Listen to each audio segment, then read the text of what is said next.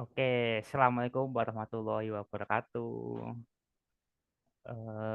Selamat malam teman-teman semuanya.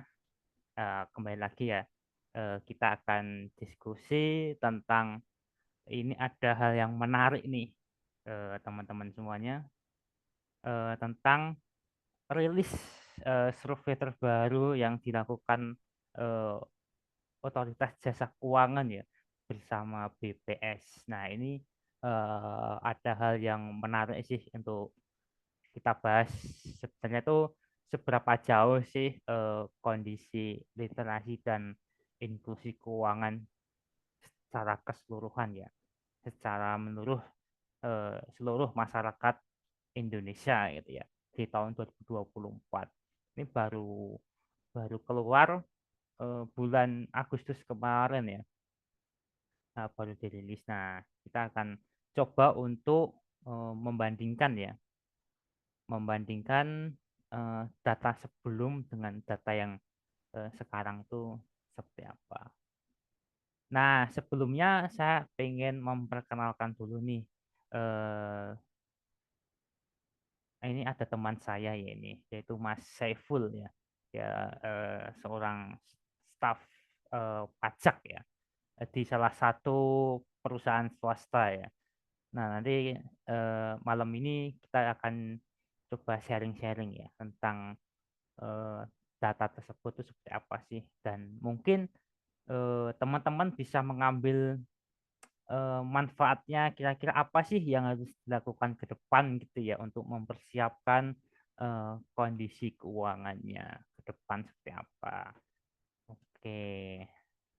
Oke, saya sapa dulu nih Mas Saiful. Halo Mas, gimana kabarnya? Sehat?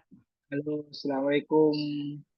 Mas Lakim, sehat. Selamat Waalaikumsalam. malam. Gimana kabarnya Mas Lakim nih? Alhamdulillah sehat Mas. Oke, Terima oke. kasih loh udah Hmm, diundang, sudah diajak buat sharing-sharing bareng nih. oke, oke Mas. Karena tentang literasi keuangan ini penting ya di zaman sekarang, apalagi kita nih sebagai milenial atau Gen Z ya. Nah, itu kan eh, perlu edukasi yang lebih untuk terkait pemahaman tentang literasi keuangan, karena sudah banyak nih produk-produk yang sudah bermunculan yang bisa diakses, internet juga semakin mudah gitu ya. Tentu ada plus minusnya ya dari semua perkembangan zaman. Jadi kita harus memperhatikan mana yang baik, mana yang eh, itu harus kita hindari gitu ya. Oke, mungkin saya langsung menunjukkan data aja ya, biar nanti Ya, setelah saya menunjukkan data nanti kita coba diskusikan gitu ya. Aku coba untuk share screen dulu.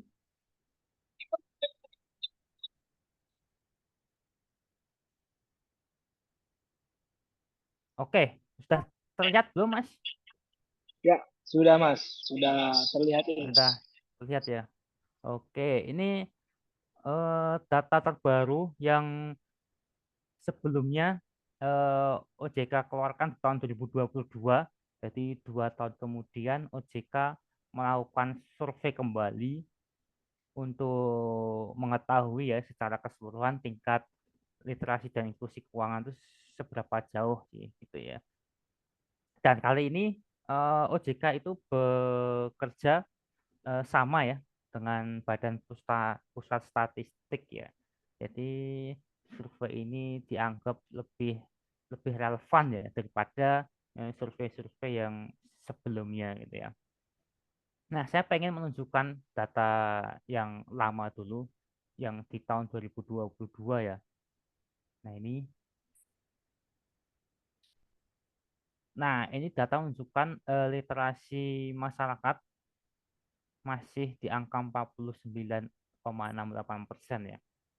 Ini masih jauh ya dibandingkan tingkat inklusinya 85%. Nah, ini masih ada gap yang jauh ya. Nah, ternyata di data yang terbaru ini metodologi yang digunakan itu berbeda gitu ya. Jadi untuk membaca data sekarang itu tidak bisa dibandingkan data sebelumnya. Nah, jadi rujukannya sudah berbeda nih, karena metodenya juga lebih eh, berbeda caranya gitu ya. Cara untuk pengambilan sampelnya juga eh, berbeda. Jadi untuk data yang lama mungkin ini sudah tidak relevan lagi untuk mengambil kebijakan seperti apa gitu ya. Nah, saya pengen mau ngasih tahu ya untuk terkait pengambilan sampelnya. Nah, ini saya ambilkan dari press conference ya, untuk mengetahui perbedaan pengambilan metodenya seperti apa. Oke, kita tunggu.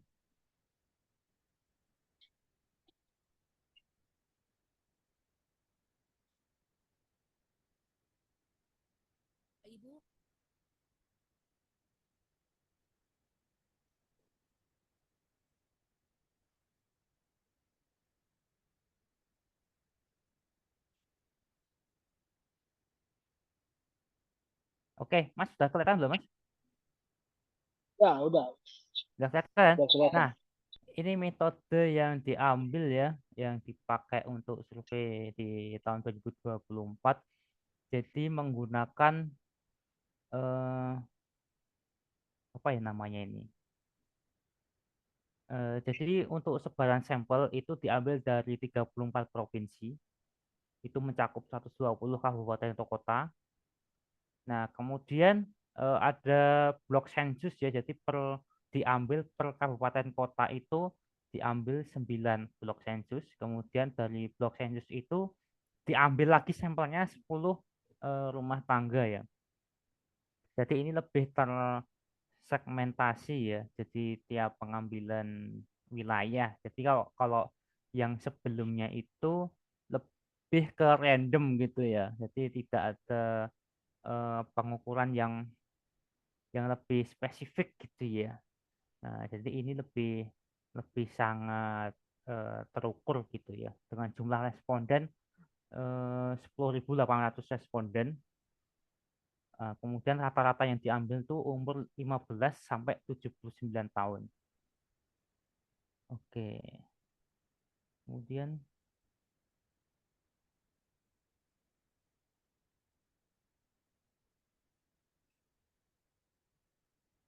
oke, mungkin itu ya untuk pengambilan metodenya. Jadi kita nggak terlalu panjang untuk membahas tentang metodologi ya. Nah, nanti kita kembali ke data sini. Nah, ini setelah OJK itu mengeluarkan press release-nya, ternyata hasilnya sangat berbeda jauh nih. Indeks literasinya sekarang 65,45,43% dan tingkat inklusinya 75. Coba kita bandingkan ya. Sebelumnya 49 literasinya, sekarang naik 65%. Ini cukup cukup tinggi ya kenaikannya dari 49 ke 65. Kemudian indeks inklusinya juga dari 85, nah ternyata ini malah menjadi 75 ya. Jadi ini agak turun tapi gapnya kecil. Jadi ini lebih untuk pemahaman tentang literasi keuangan ini sudah mulai menunjukkan peningkatan yang cukup signifikan ya. Mungkin ini karena kebijakan dari pemerintah, lebih gencarnya edukasi dan sosialisasi gitu ya. Ini yang membuat tingkat literasinya cukup tinggi ya, ada kenaikan. Kemudian inklusinya juga sudah cukup ini ya, sudah cukup baik lah untuk sudah eh, banyak yang sudah mengakses produk-produk yang ada di Indonesia gitu ya. Nah, kemudian dari survei ini juga lebih detail lagi ya. Jadi ada perbandingan tentang keuangan konvensional dan keuangan syariah. Nah, ini di konvensional literasinya 65%, sedangkan di syariah itu 39 persen ya. Jadi masih cukup ini ya. Ya termasuk udah bagus sih di syariah ini sudah di angka 39 persen ya. Oke, terus kemudian inklusinya 73 dan syariah masih 12 ya. Inklusi yang syariah ini yang masih perlu untuk ditingkatkan karena masyarakat belum banyak yang mengakses ya menggunakan produk-produk keuangan syariah. Walaupun secara literasi masyarakat itu sudah mulai teredukasi nih. Namun eh,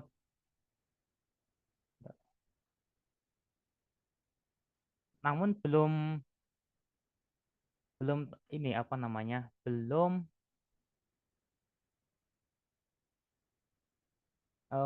untuk menggunakan layanan. Masih masih sedikit lah menggunakan produk-produk layanan keuangan syariah gitu ya. Nah, kemudian ini ada perbandingan juga dari gender ya, jenis kelamin laki-laki dan perempuan. Ternyata yang ini menarik ya hasilnya. Ternyata yang lebih melek terhadap literasi keuangan itu di kaum perempuan ya, di 66,75%. Laki-lakinya hanya 64. Jadi ini lebih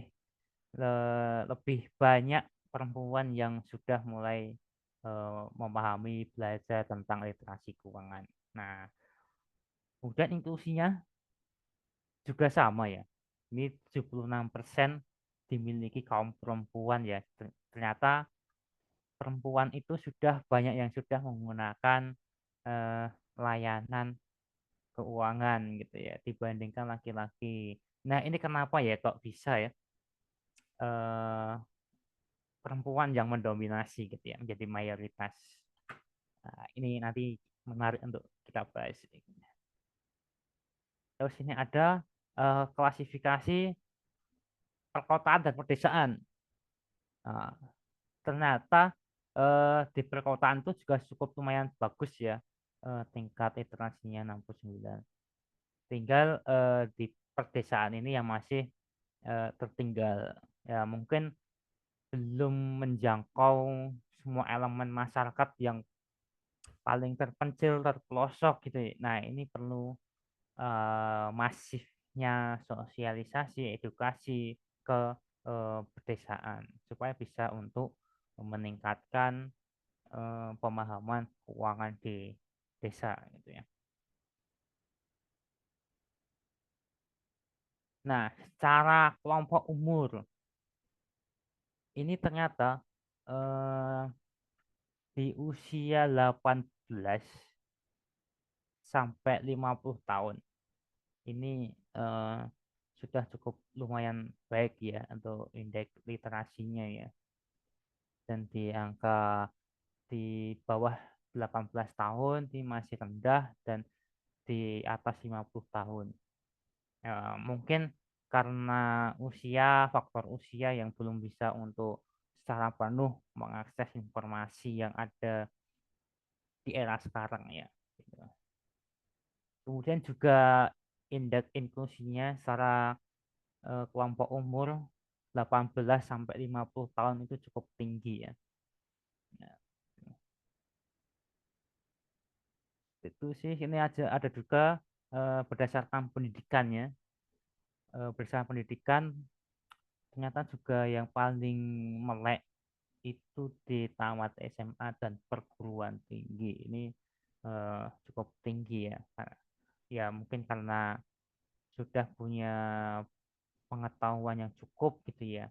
Ya, mungkin tinggal memberikan sosialisasi yang lebih masif lagi di tamatan SMP ke bawah gitu. Oke, untuk tingkat inklusinya juga sama tamatan SMA dan perguruan tinggi yang tinggi. Tuh. Mungkin itu sih untuk data hasil survei yang dilakukan Otoritas Jasa Keuangan dan Badan Pusat Statistik ya. Kenapa sih yang kita harus apa ya harus mulai dari sekarang untuk melek tentang literasi keuangan, karena walaupun indeksnya sudah menunjukkan di angka 65%, ternyata ini banyak kasus-kasus yang masih marak ya, terutama di pinjaman online atau judi online. Itu yang menjadi PR besar ya buat kita semua gitu. Nih, saya mau menunjukkan ya, penyaluran pinjaman online itu mencapai 22 triliun ya per Maret 2024. Ini data yang baru ya, dari tahun 2024. Nah, ini kenapa sih eh, dengan ini termasuk inklusi ya, kita sudah bisa mengakses pinjaman online. Tetapi eh, kenapa pinjol ini yang paling ini ya, yang paling diminati untuk teman-teman akses gitu ya, hingga angkanya fantastis gitu ya, 22 triliun ini angka yang cukup besar ya. Nah, kemudian eh, ternyata dalam kasusnya pinjaman online banyak kasus-kasus yang itu sangat merugikan ya buat masyarakat kita ya. Banyak pinjol-pinjol yang ilegal gitu ya, yang mulai bermunculan gitu ya. Nah, ini yang perlu kita waspadai ya ketika kita menggunakan produk-produk layanan keuangan. Kita harus paham ya apakah itu legal atau enggaknya. Kita harus mempelajari itu. Jangan sampai kita terjebak pada hal yang salah gitu ya. Oke. Kemudian ini juga ada data tentang judi online. Ternyata ada berapa jumlah kasus nih ya di tahun berapa ini terakhir 2024 baru juga ya, sejumlah 4 juta orang yang terjebak pada judi online ya, dari anak-anak sampai orang tua gitu ya. Nah, ini kenapa sih kok bisa sampai seperti ini gitu ya. Ini angka yang paling tinggi di usia 31 sampai 50 tahun. Nih, mencapai 1,6 juta orang. Ini sungguh sungguh miris sih, ini yang perlu kita sama-sama kita mulai untuk belajar supaya kita tidak gegabah ya untuk mengambil sebuah keputusan gitu ya.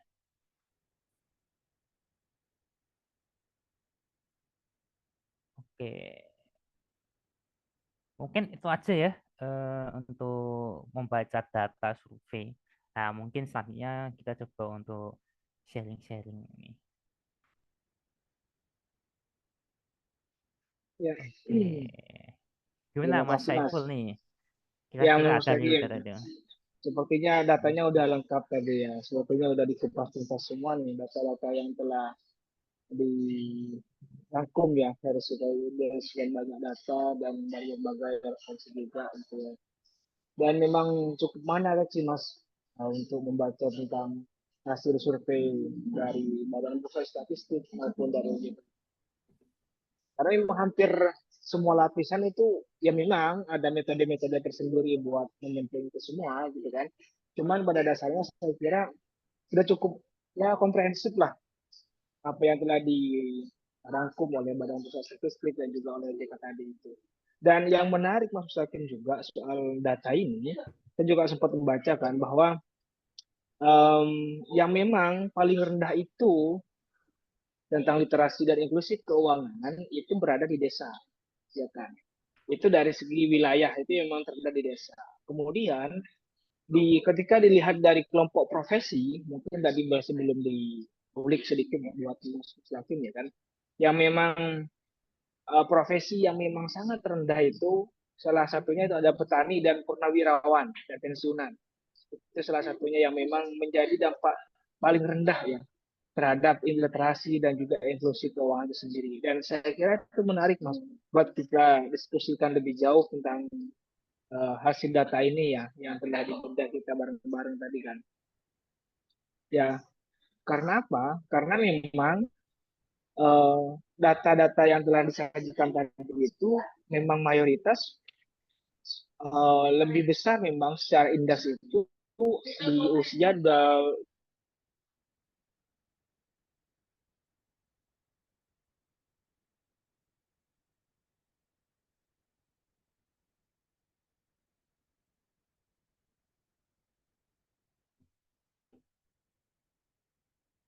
Halo, Mas Syaiful. user maupun Oke, dari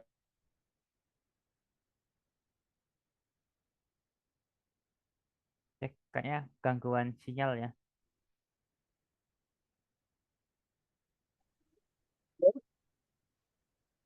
Halo, sorry Mas. ya tadi tadi kebental kayaknya ya.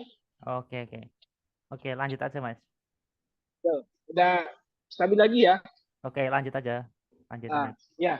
Jadi memang saya kira kelompok umur yang 26 sampai 35 tadi itu memang usia-usia produktif ya.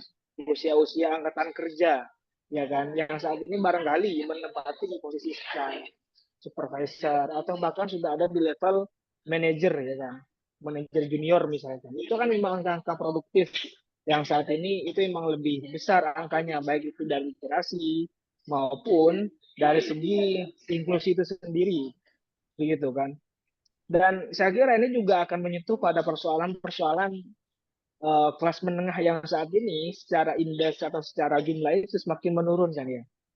5 tahun terakhir ada terjadi penurunan sekitar 7-9% seorang angka penduduk kelas menengah ini. Sehingga apa impactnya?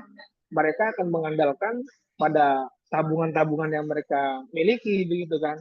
Yang sehingga ketika mereka menggunakan tabungan buat konsumtif untuk kehidupan sehari-hari, otomatis kan memang secara keuangan dia mulai menipis dan otomatis impactnya pada memerlukan berbagai inklusi perbankan yang bisa mengcover dalam arti yang bisa dipinjami buat melanjutkan usaha ataupun untuk bisa melanjutkan ya untuk kehidupan sehari-hari untuk hidup begitu kan seperti itu mas. Jadi memang saya kira data-data semacam ini bukan cuman ya sekedar pengetahuan memang perlu dikampanyekan tapi kemudian perlu gebrakan-gebrakan yang sekiranya bisa membuat ya masyarakat ini lebih makin ya produktif dengan indikatornya produktif itu adalah menambahnya penghasilan yang dia peroleh setiap bulan gitu ya. Apalagi saat ini juga terjadi fenomena-fenomena karir job probation artinya sebuah karir yang memang tidak ada karir yang menjamin 100% di satu kerjaan atau di satu tempat gitu kan. Jadi memang serba nggak pasti saat ini gitu kan. Entah itu dari segi karir, jabatan, atau bahkan ya barangkali saat ini kita mendapatkan posisi yang prestisius di satu perusahaan. Bisa aja 2 atau 3 tahun lagi kita akan di PHK begitu. Dan bahkan infonya baru-baru ini ada sekitar 1.200 ya. Kalau nggak keliru, itu ada 1.200 karyawan yang di PHK di salah satu perusahaan konsultan Big Four. Dan saya kira itu sangat mencerminkan, itu belum lagi kita bicara perusahaan tekstil, garment, teknologi, startup yang memang ya barangkali 6 bulan terakhir banyaklah angka-angka angka pemutusan hubungan kerja yang dilakukan oleh tersebut. Dan saat ini mestinya ini menjadi suatu korelasi ya, menjadi korelasi yang bisa dicarikan titik temunya. Bagaimana kemudian menghadapi situasi yang saat ini yang memang semakin tidak menentu, semakin dinamis, yang kemudian nanti gimana caranya ketika literasi inklusi ini bisa melekat pada mereka. Sehingga setidaknya adanya literasi dan inklusi ini bisa menjadi fondasi atau bahkan antisipasi nih. Khususnya kalau kita membicara usia 26 sampai 35 itu kan usia produktif ya kan. Yang tenaganya masih masih sehat dan kemudian masih ya, dinamis, masih apa istilahnya energik banget lah. Mestinya ini yang memang harus ya baik pemerintah ataupun akademisi atau bahkan praktisi kayak kita memberikan sharing lah kepada teman-teman kita tentang literasi atau bahkan inklusi itu sendiri. Seperti itu sih, Mas. Oke, menarik sekali nih Mas Saiful nih. Eh, saya coba ini ya, menanggapi tentang menarik tadi ya tentang ada sangkut pautnya dengan karir ya.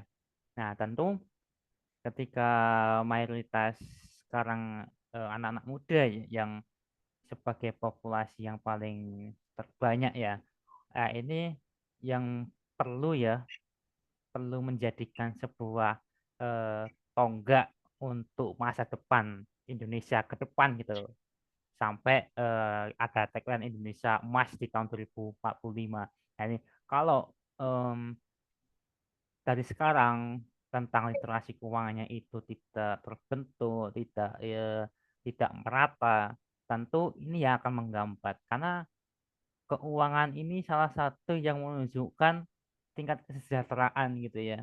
Jadi ketika ini tidak jalan, tentu ke depan juga anak-anak muda kita ini juga akan kesulitan untuk mengelola secara keuangannya gitu ya, secara finansialnya gitu. Jadi kenapa sih kita harus benar-benar memaksimalkan ya tentang layanan yang sudah ada sekarang ini yang sudah semakin eh, banyak pilihannya gitu ya, sesuai dengan kebutuhannya gitu ya. Tentu dengan indeks yang seperti ini sudah lumayan tinggi ya, ya literasinya. Tinggal bagaimana pemahaman kita tentang keuangan itu benar-benar terimplementasi gitu ya. Jangan sampai kita paham, kita menggunakan produk, tapi kita tidak bisa memaksimalkan itu semua gitu ya. Ya mungkin kita punya lah mungkin dari beberapa produk layanan keuangan kita pasti lebih dari satu mesti punya gitu ya. Tapi apakah itu sudah sesuai dengan tujuan kita gitu ya? Nah ini yang jadi PR ya. Mungkin dengan angka yang kita lihat ya secara survei mungkin lebih ini pendapat saya pribadi ya mungkin lebih eh, untuk program dan kebijakan pemerintah ya lebih untuk memaksimalkan untuk mengesosialisasikan mengedukasi ke masyarakat bagaimana sih untuk mensinkronisasi ya tentang literasi dan inklusinya apakah itu sudah maksimal atau belum. Eh, Akan tidak ada artinya jika kita paham tentang keuangan, tapi kita tidak bisa memanfaatkan secara maksimal produk-produk keuangan yang kita punya gitu ya. Nah, mungkin kita perlu untuk mengevaluasi kembali ya tentang mengelola keuangan.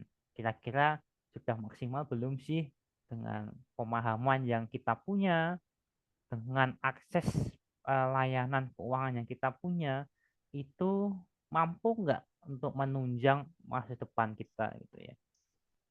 Itu sih yang mungkin ada kaitan erat dengan soal karir karena akan saling berkaitan gitu ya karir itu dan finansial karena ketika kita tidak bisa mengontrol finansial kita tentu karir kita ke depan yang akan menjadi sebuah problem ya. Itu sih Mas Saiful seperti itu sih. Itu sangat menarik sih kalau untuk dikaitkan dengan soal karir ya. Kalau menurut Mas Iya, gimana? hmm. Iya Mas, benar. Jadi memang begini juga, gap yang seperti Mas Mustaqim tadi uraikan, yang 9,5% ini kan memang gap yang saya kira ya cukup lah, cukup menjadi suatu alasan bahwa saat ini lebih ada banyak orang-orang menggerakkan dirinya sendiri buat ke tempat-tempat perbankan atau tempat-tempat yang bisa memberikan pinjaman atau misalkan kredit tanpa dia memikirkan bagaimana dia kemudian bisa mengelola uang itu dan juga bagaimana kemudian ketika dia berhutang gimana caranya dia bisa melunasi utang itu. Dan itu yang saya kira saat ini timpang di masyarakat, bukan di masyarakat, tapi lebih ke pengamatan saya. Karena begini ya, Mas. Jadi sependek pengetahuan saya bahwa literasi keuangan itu kan suatu pengetahuan, suatu keterampilan, suatu knowledge yang memang dipahami oleh seseorang kemudian bisa diimplementasikan. Artinya suatu pengetahuan yang mempunyai impact perilaku, yang menjadi behavior, gitu kan. Yang menjadi suatu pola, suatu tingkah laku yang memang dia serap dari apa yang dia ketahui mengenai persoalan literasi keuangan. Nah, makanya saya sepakat ketika ada orang bilang orang terdidik, ya kan, orang terdidik, entah itu sejauh setinggi apapun secara akademisnya, itu belum tentu paham atau bisa mempunyai literasi keuangan yang baik. Artinya dia belum tentu bisa mengamalkan, mengimplementasikan satu pengetahuan kecerdasan keuangan dalam kehidupan sehari-hari. Karena minggu saya, suatu kecerdasan akademis yang didapat di suatu perguruan tinggi itu tidak berbanding lurus dengan pengetahuan dia sebagai seseorang yang membutuhkan suatu konsumsi, yang membutuhkan suatu belanja setiap hari, kemudian bisa mengamalkan apa yang diketahui. Itu jelas belum tentu bagi saya. Nanti mungkin bisa ditanggapi. Karena apa? Karena saat ini kan ya orang yang memang cerdas secara akademis, ketika dihadapkan dengan persoalan keuangan, dia juga mumet gitu ya. Dia juga gimana caranya? Bahkan ya sekarang inilah tidak jarang, tidak bisa kita nafikan ketika ada teman-teman kita baik dari berbagai latar profesi, baik itu dari buruh, pekerja kantoran, atau bahkan sudah level-level direksi. Kemudian dia masih nyoba-nyoba main judi online misalkan. Saya kira itu memang mungkin awal-awalnya dilandasi dengan rasa mencoba gimana sih ya, rasanya gimana ya, misalnya beruntung nggak ya.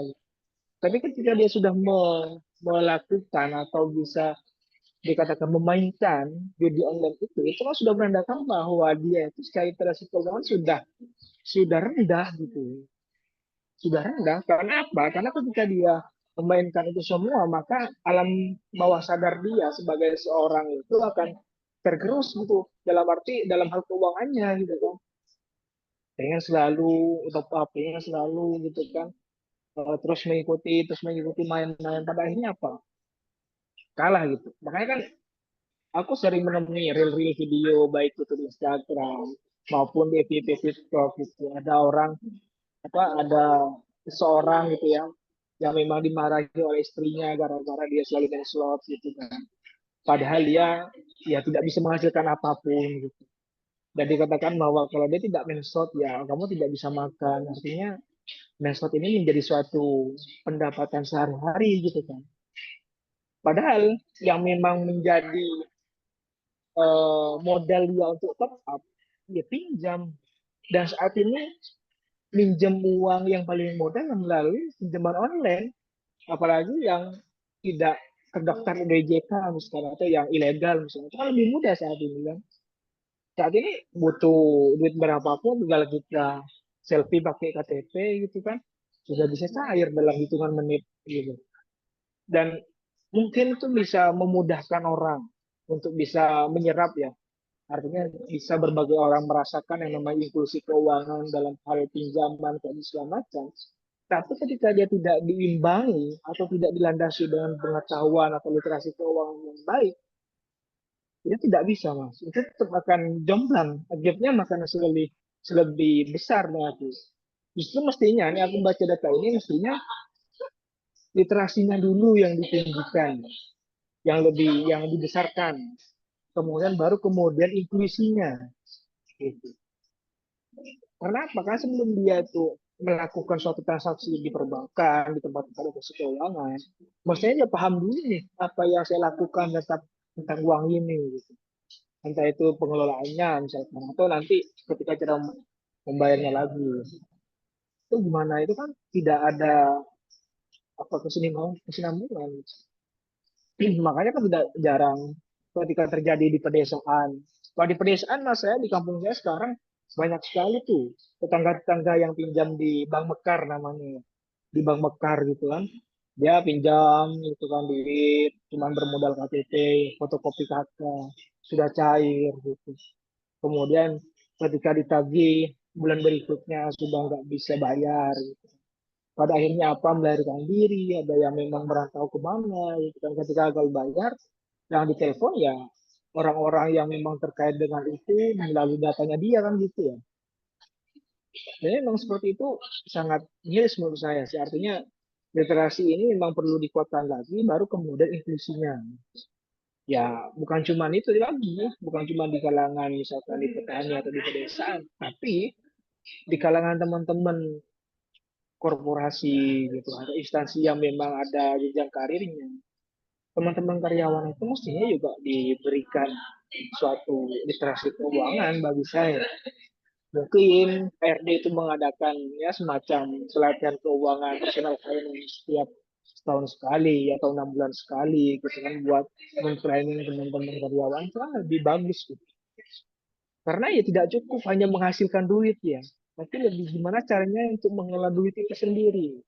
Dan mengelola itu bukan berarti kita bisa hidup dari gaji dari awal bulan sampai akhir bulan sampai awal bulan ketika dia menerima gaji berikutnya gitu. Bukan cuma itu bagi saya mengelola itu, tapi bagaimana caranya uang yang telah diraih atau diperoleh di bulan tersebut pada 6 bulan atau satu tahun berikutnya uang itu bisa menjadi suatu investasi bagi dia.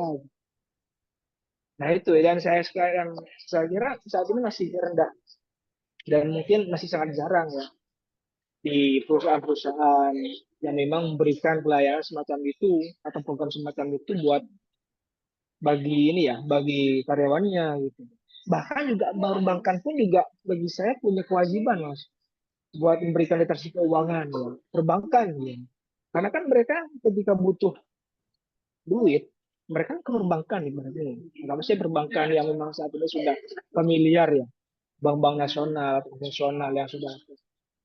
Nah, maksudnya mereka ketika ada nasabah yang pengen kredit atau pengen melakukan suatu transaksi keuangan, di situ adalah dikasih coaching klinik ya. Coaching klinik paling tidak ya 5 atau 10 menit mengenai literasi keuangan. Ya bukan sekedar berapa hutangnya, cicilannya berapa tiap bulan, bunganya berapa, kemudian apa penaltinya kalau misalkan lambat. Cuma cuma sekedar itu, tapi dikasih pemahaman gitu, pada nasabah-nasabahnya itu. Nah, saya kira itu yang saya kira perlulah ditingkatkan lagi oleh baik itu dari apa, baik itu dari pemerintah maupun instansi terkait atau bahkan juga korporasi begitu kan. Seperti itu. Monggo Mas. Oke, ya, ya. Oke, menarik sekali nih tentang apa ya, tingkat pendidikan ya tadi. Saya coba untuk menyinggung, saya coba mengambil data satu ini ya, pelajar mahasiswa ini ya. Tadi nanti nyambung nih dengan pernyataan dari Mas Saiful ya. Tentu kenapa sih tingginya pendidikan itu harusnya ya secara logika itu harusnya paham dan secara literasinya juga harusnya tinggi ya. Tapi dari hasil data ini ternyata di bidang pendidikan ya secara pelajar atau mahasiswa nih ini kok masih 56% ini. Ini masih tergolong juga rendah ya. Harusnya kan mahasiswa itu di era yang sekarang sudah aksesnya terbuka lebar, informasinya juga semakin lebih banyak ya gitu ya. Kenapa bisa literasi keuangannya ini kecil gitu ya, masih rendah gitu ya. Nah, tentu ini pasti ada sesuatu nih yang mungkin dari kesadaran mahasiswanya itu sendiri gitu ya, dengan tidak memperhatikan tentang keuangannya gitu, ilmu keuangannya. Pasti mahasiswa ini masih memprioritaskan tentang program studinya yang mereka eh, jalankan gitu ya.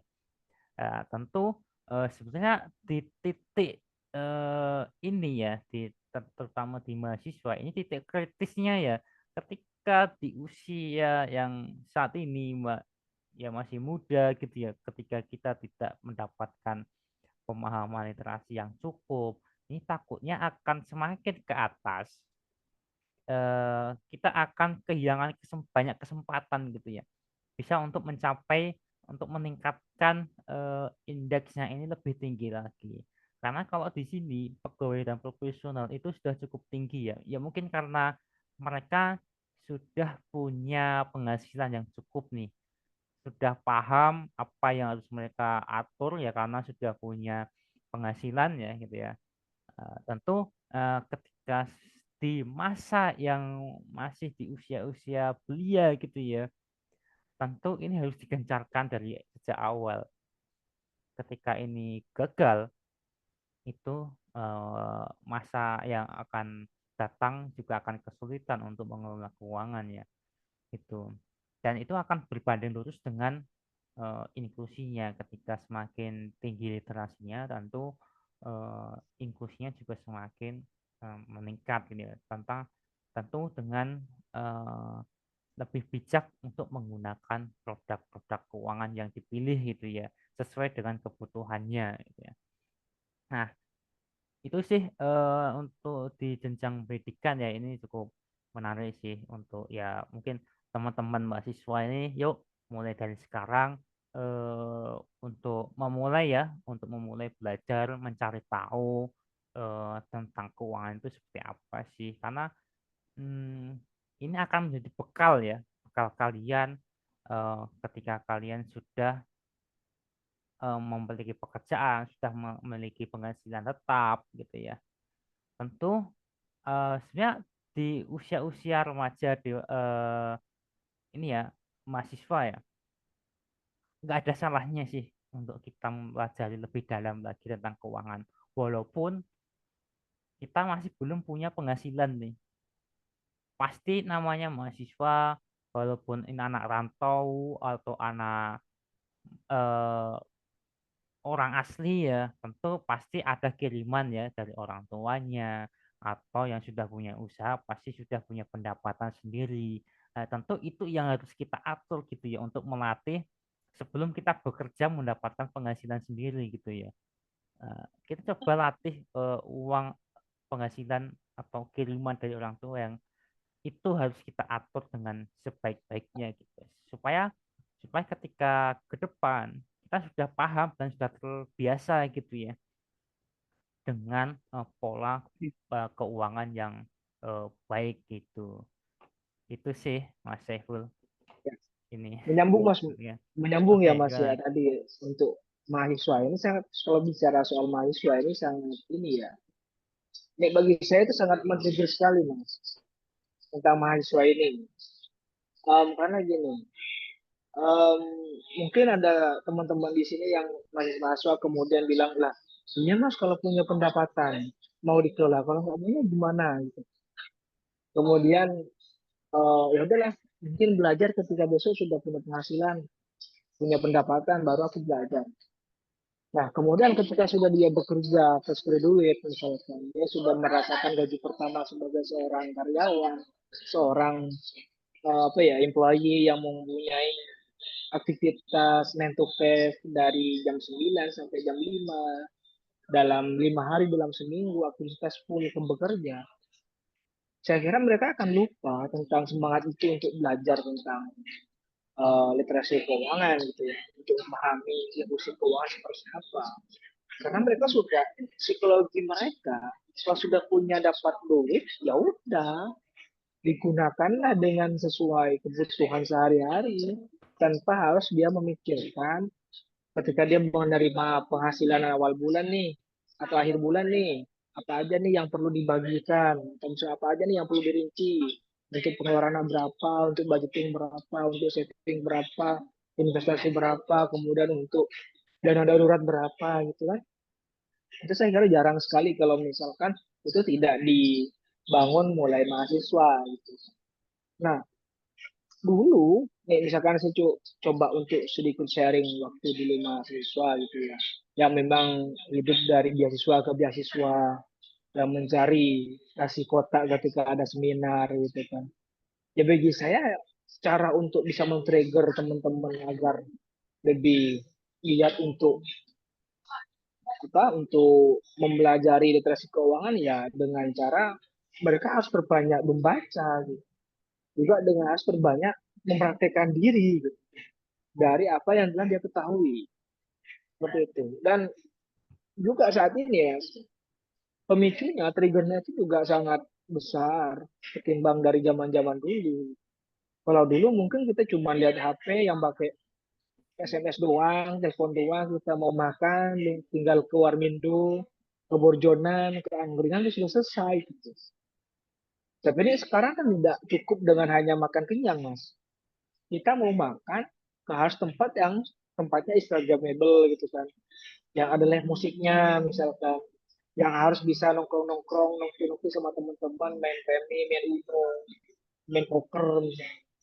Nah, ketika kebutuhan itu sudah melebihi atau ketika kebutuhan itu sudah men-trigger semuanya, bukan hanya sekedar kebutuhan yang mereka lakukan, tapi juga lebih pada keinginan gitu.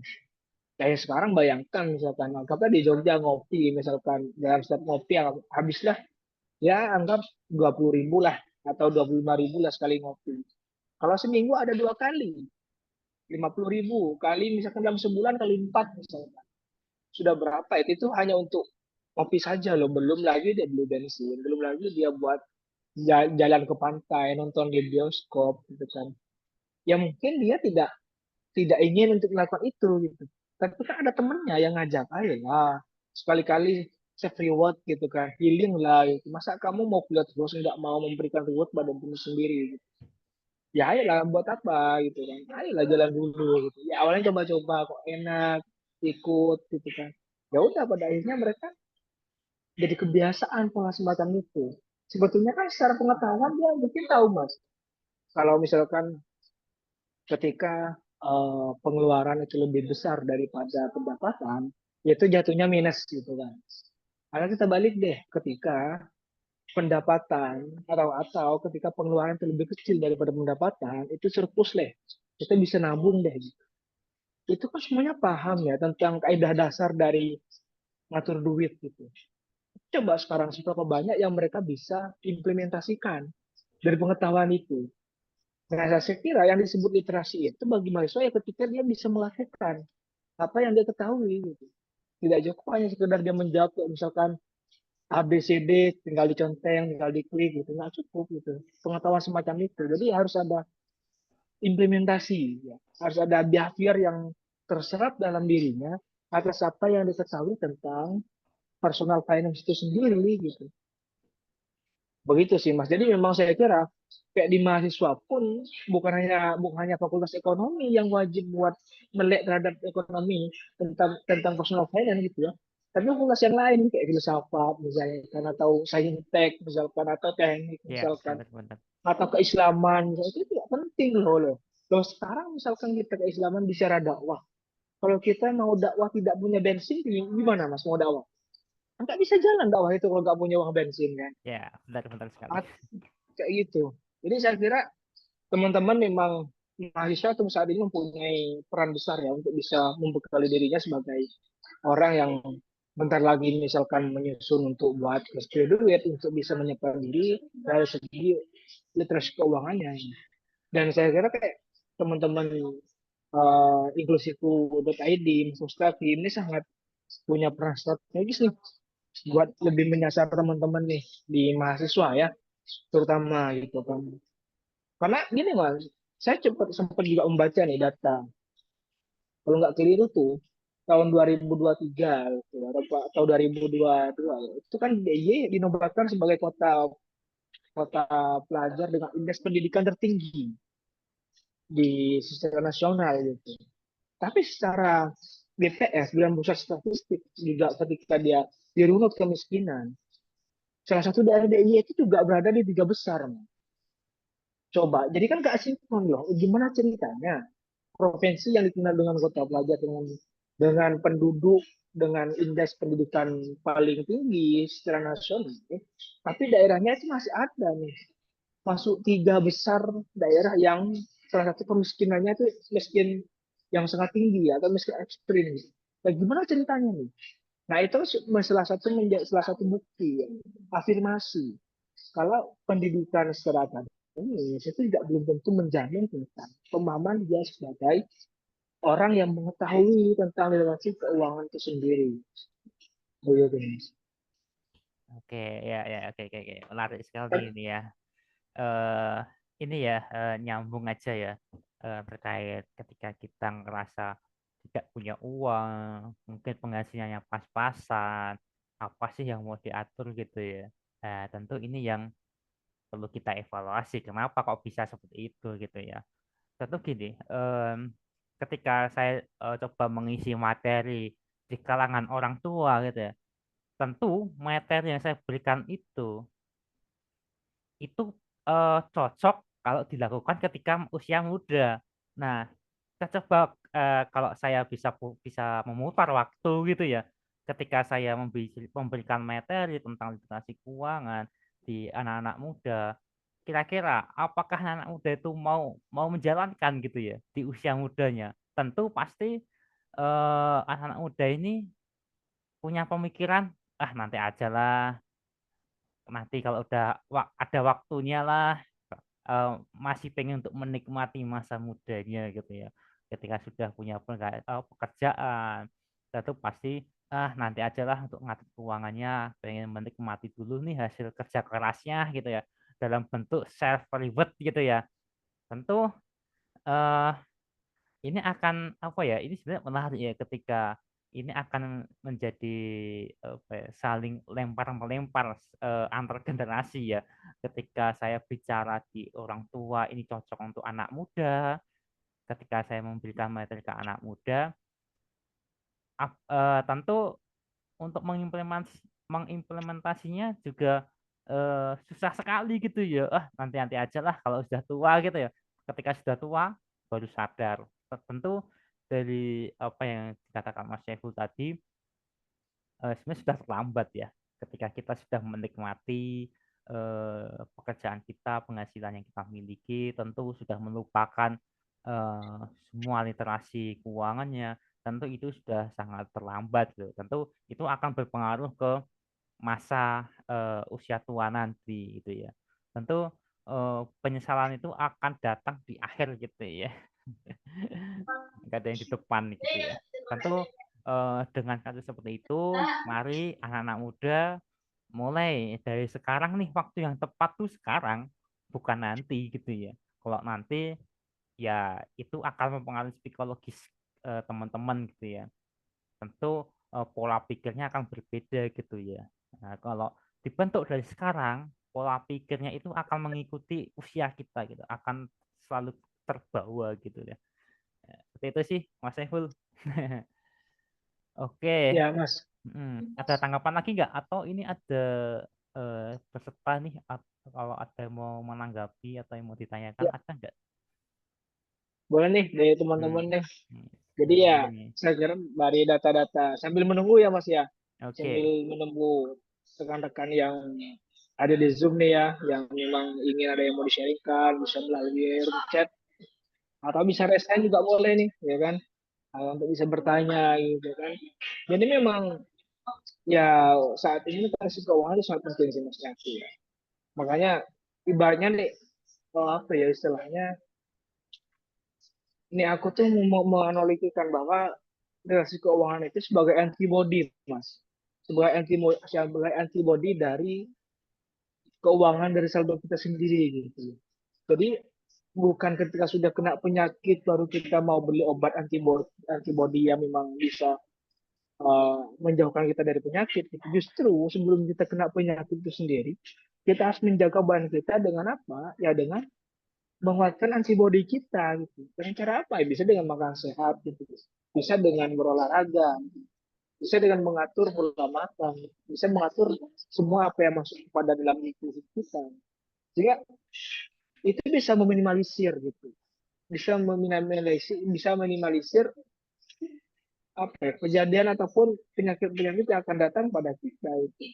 Jadi semacam itu ya, literasi keuangan. Jadi nggak nunggu kita jeblok dulu, misalnya pengusaha nih, nggak nunggu kita rugi dulu, jeblok dulu baru kita belajar literasi keuangan, atau jangan menunggu kita nggak punya duit baru kita belajar keuangan gitu, atau jangan menunggu kita jadi kaya dulu misalkan si level Jeff Bezos misalkan atau si level siapa investor yang paling ini kan. Itu jangan. Jadi kita harus memang mendasari itu semua, memberikan fondasi sebagai antibody gitu.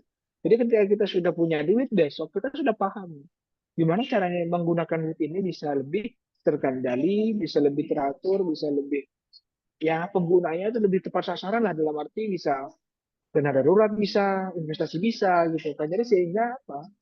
Kedepannya kita juga udah paham nih gimana caranya gitu. Seperti itu sih. Semoga nih buat teman-teman Oke, nih oke, oke, siap, yang mau siap. sharing ya. Dan nih ada yang mau di-sharingkan nggak nih untuk teman-teman?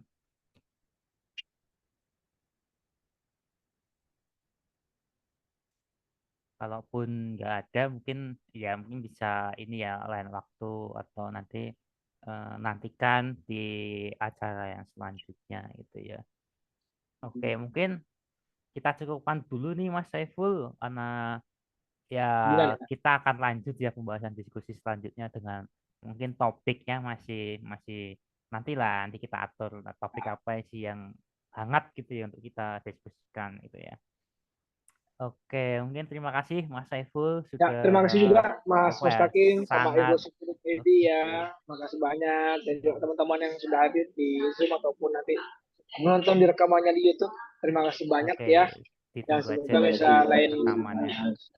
lain waktu bisa kita sharing lagi di di tempat-tempat yang lebih positif lagi seperti itu. Oke. Oke, sebelumnya terima kasih buat teman-temannya. Saya ucapkan semoga apa yang malam ini kita diskusikan mungkin bisa memberikan sebuah insight ya, pemahaman mungkin langsung untuk mencari tahu lah, mengkepoin tentang keuangan itu seperti apa sih lebih dalamnya gitu ya. Nanti segera dieksekusi itu lebih jauh lebih baik gitu. Oke, sekian dan terima kasih. Assalamualaikum warahmatullahi wabarakatuh. Selamat malam. Terima kasih Mas. Assalamualaikum.